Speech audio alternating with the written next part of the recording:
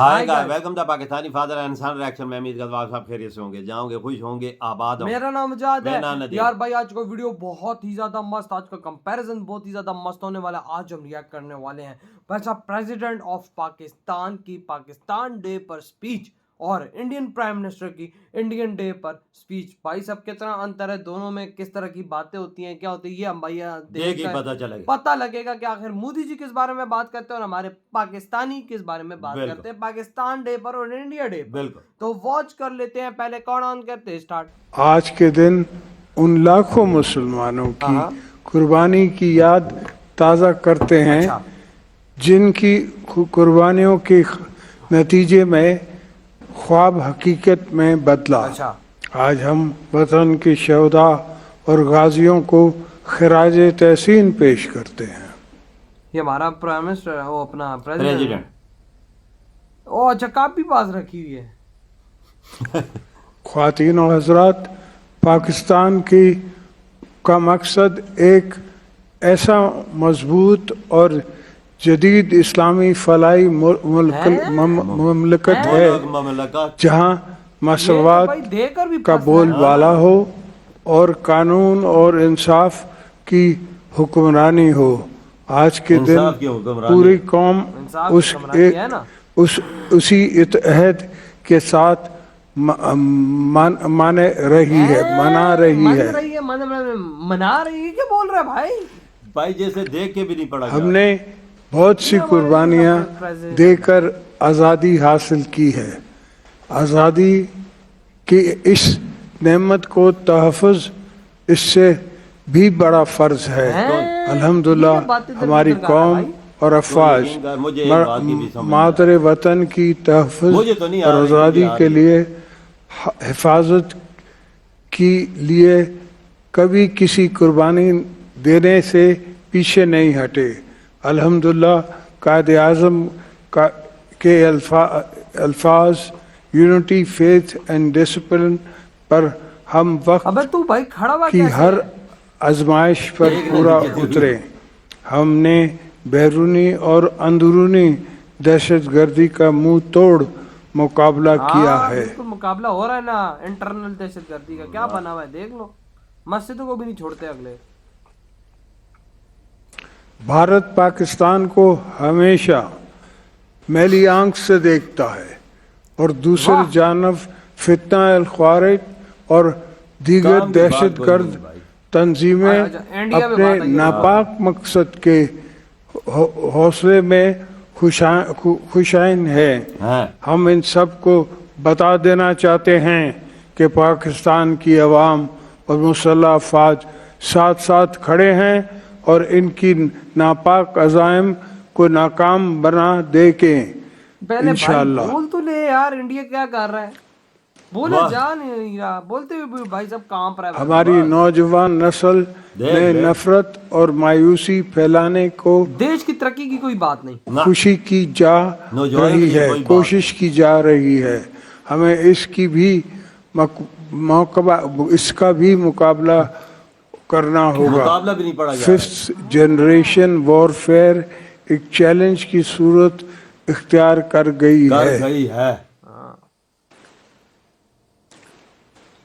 ये भी बस सोचते हो जेड़े बैठे हमारे वही ना, ये अंदर मुश्किलात पर काबू पाने की सलाहियतें हैं।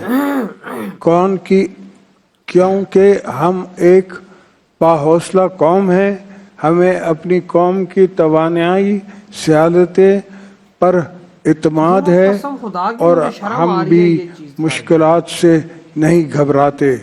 मुझे उम्मीद है कि हम इन सब अंदरूनी और बैरूनी साजिशों की बावजूद पाकिस्तान की तामीर करते आए हैं और आइंदा भी करते रहेंगे। भाई इस तरह लग रहा है जिस तरह वो बिल्कुल वो बच्चा पढ़ना शुरू नहीं करता, ताज़ा ख्वातीन और हजरात, पाकिस्तान को बहुत से जियोपॉलिटिकल मसाइल का सामना है।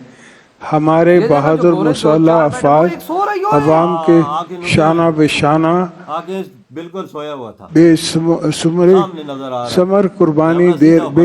कुर्बानी दे रहे हैं।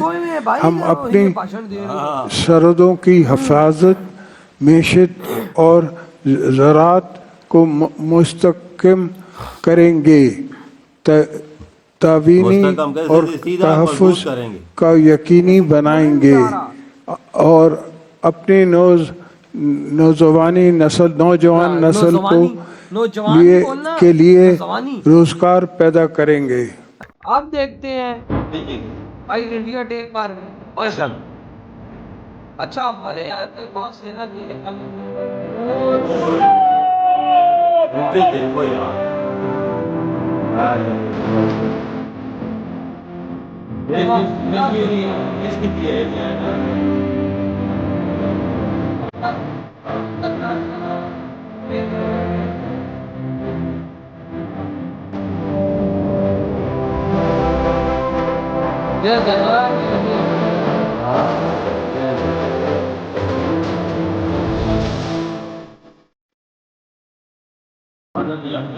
140 करोड़ मेरे परिवारजन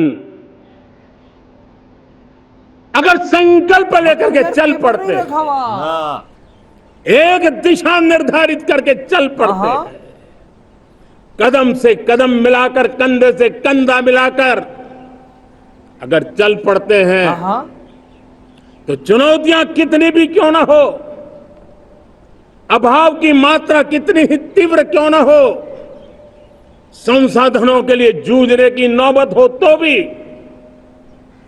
हर चुनौती को पार करते हुए बीज दे रहा थे। हम समृद्ध भारत बना सकते हैं। हम 2047 विकसित भारत का लक्ष्य प्राप्त कर सकते हैं। हमने वोकल फॉर लोकल का मंत्र दिया। आज मुझे खुशी है कि वोकल फॉर लोकल ने अर्थतंत्र के लिए एक नया मंत्र बन गया है। हर डिस्ट्रिक्ट अपनी पैदावार के लिए गर्व करने लगा है। वन डिस्ट्रिक्ट वन प्रोडक्ट का माहौल बना है। अब वन डिस्ट्रिक्ट वन प्रोडक्ट को, वन डिस्ट्रिक्ट का वन प्रोडक्ट एक्सपोर्ट कैसे हो, उस दिशा में हर जिले सोचने लगे। यही देश है जो कभी आतताई आतंकवादी हमें आकर के मार के चले जाते थे।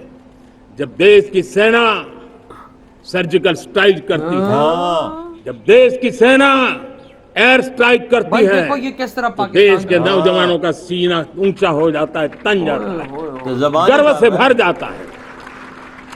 और यही बातें हैं जो आज 140 करोड़ देशवासियों का मन गर्व से भरा हुआ है, आत्मविश्वास से भरा हुआ है। मुझे गर्व इस बात का भी है कि हमारे सीईओ आज दुनिया भर के अंदर अपनी धाक जमा रहे हैं। बातें तो सुन, भारत के हमारे सीईओ विश्व भर में अपनी धाक जमा रहे हैं। हमारे लिए खुशी की बात है कि एक तरफ मेरे सीईओ दुनिया भर में नाम कमा रहे हैं, भारत का नाम बढ़ा रहे हैं, तो दूसरी तरफ विमेन सेल्फ हेल्प ग्रुप से 1 करोड़ मेरी सामान्य परिवार की माताएं बहनें लखपति दीदी बनती है। भारत के लिए गोल्डन एरा है। वैश्विक परिस्थितियों की तुलना में भी देखें, ये गोल्डन एरा है। क्या बातें कर रहे हो, ये हमारा स्वर्णिम कालखंड है। मेरे प्यारे देशवासियों, ये अवसर हमें जाने नहीं देना, ये मौका हमें जाने नहीं देना चाहिए।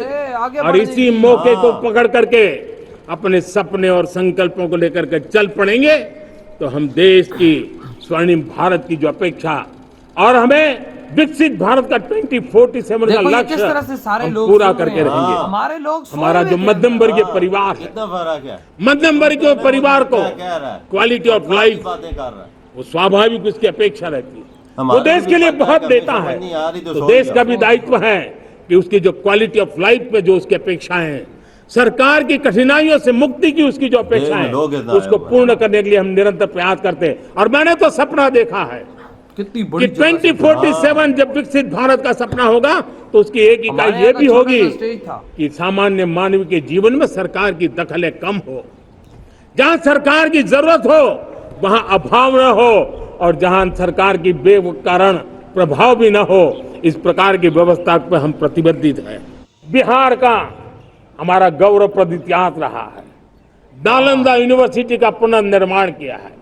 फिर से एक बार नालंदा यूनिवर्सिटी काम करना शुरू कर दिया है। एजुकेशन की फील्ड में लेकिन हमें शिक्षा के क्षेत्र में फिर से एक बार सदियों पुराने उस नालंदा स्पिरिट को जगाना होगा, उस नालंदा स्पिरिट को जीना होगा, उस नालंदा स्पिरिट को लेकर के बड़े विश्वास के साथ विश्व की ज्ञान की परंपराओं को नई चेतना देने का काम हमें करना होगा।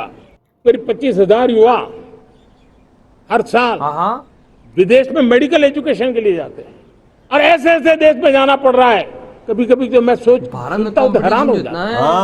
और इसलिए हमने तय किया है कि अगले 5 साल में मेडिकल लाइन में 75,000 नई सीटें बनाई जाएगी।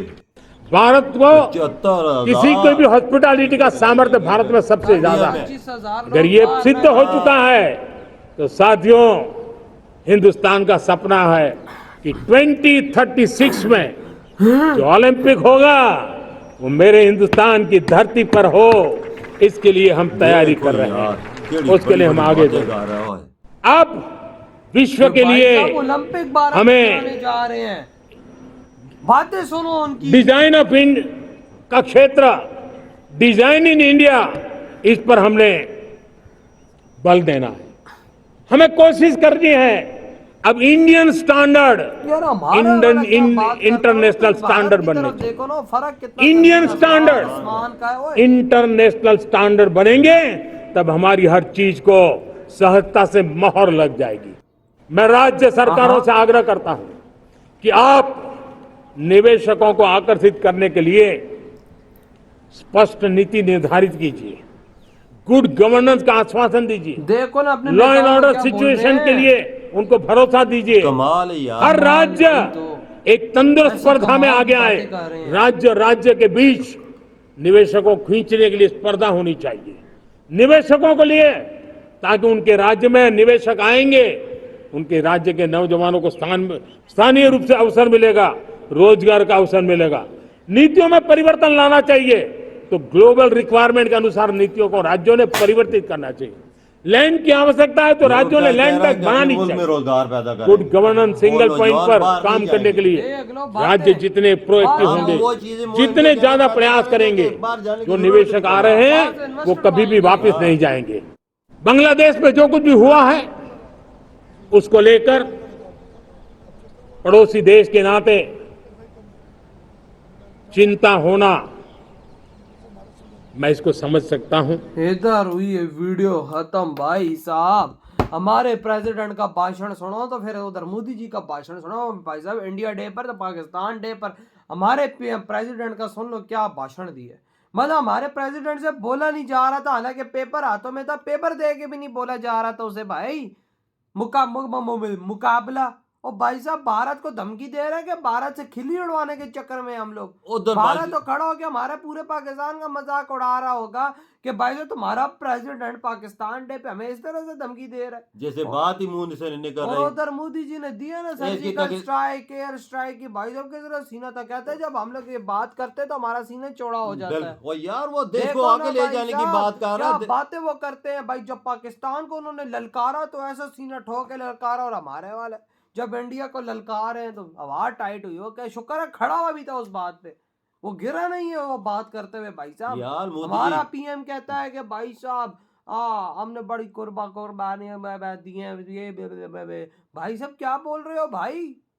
मतलब आपको दुनिया, मतलब चलो हमें दुनिया तो नहीं देखती, कुछ 1-2 देश ही देख रहे होंगे, लेकिन फिर भी वो भी नहीं देख रहे होंगे, हम तो देख रहे हैं ना भाई। आप हमारे सामने तो कोई अच्छी बात करें, देश को आगे निकालने की बात करें, वो बात ही नहीं हुई। उधर इंडिया का मोदी जी को देखो भाई साहब, देश में कह रहे हैं अपने नेताओं को फॉरेन इन्वेस्टमेंट लाओ भाई भारत में। इन्वेस्टमेंट नहीं है कि हमारा रोजगार जो नौजवान है बाहर जाता है वो अपने देश में काम करे। 25,000 डॉक्टर बनने के लिए भारत का भाई साहब लोग जाता है, कहते हैं मोदी जी ने बोला मैं 75,000 सीटें बना दूंगा, जो 25,000 बाहर जाता है वो इधर ही बनेगा देख ले। और यार भारत में कंपटीशन बहुत है ना, बहुत ज्यादा कंपटीशन है, तभी तो आज मैं कहता हूँ गोरे जितने एलीट क्लास डॉक्टर नहीं उतने भारतीय। वाकई ये बात तो है। और देख 2036 में बात कर रहे हैं कि हम इंडिया में ओलंपिक्स कराएंगे। और भाई 2047 तक हम डेवलप बन जाएंगे। ये देख अपने वो उनकी अचीवमेंट देख, वो उसके बोलने का तरीका देख, दुनिया को बता क्या रहा है, कहते हैं हमारा क्या बता रहा है, ना समझ आ रही है ना कुछ बता रहा है। भारत का नाम ही यार लेना है, जब उसकी टांगे कांप रही जब हैं। भाई साहब हमारे प्रेसिडेंट का ये हाल है तो उसको बिठाया हुआ कि वो सीट पे, यार उसको उठाओ, किसी और को बिठा दो। हाँ ना, वो हालांकि आना है। हालांकि हमारा जो प्रेसिडेंट होता है वो भाई देश की पूरी आर्मी का हेड होता है, सब कुछ उसका संभाल, इसको अपना ही नहीं पता तो ये क्या देश संभाले। और साथ मुझे ये बोलता है हमारे जो सीएम दुनिया में वर्ल्ड रिकॉर्ड कायम कर और इंडिया का नाम रोशन कर रहा है, ये कितने प्राउड की बात देखो है है और ना। इंडिया को आगे लेके जा रहे हैं। हाँ ना, और इधर हमारे भाई पाकिस्तानी प्रेसिडेंट की तरफ देखो, यूं लग रहा था कि भाई साहब 2 बोतल वोडका गटका के हाँ। भाई साहब लगा हुआ है, मतलब ये 2 वोडका का भाई- असर हुआ है हमारे प्रेसिडेंट पे, और भाई उसे बात ही नहीं हो रही यार।